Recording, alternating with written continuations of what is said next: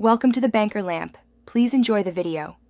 You start by confirming power is off and collecting tools: screwdrivers, a multimeter, contact cleaner, replacement belts, and lint-free swabs. Open the case carefully and keep screws organized so you can reverse the process. Inspect belts, rubber idlers, and motors visually. Note cracked belts or sticky rollers. Once done, photograph the transport assembly and wiring for reference.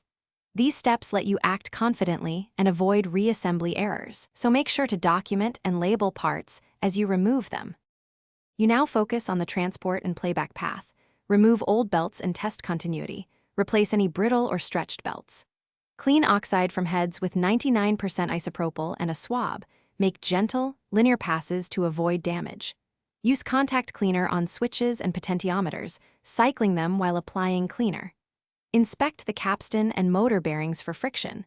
Apply a drop of light machine oil only to designated points. Once these parts move freely, reassemble the transport to test mechanical function. You finish by aligning the tape path and adjusting head azimuth so playback is clear. Use a reference tape and small screw adjustments while listening. Verify power rails and motor voltage with a multimeter to confirm proper supply. Replace any blown fuses or bad capacitors if voltages are off.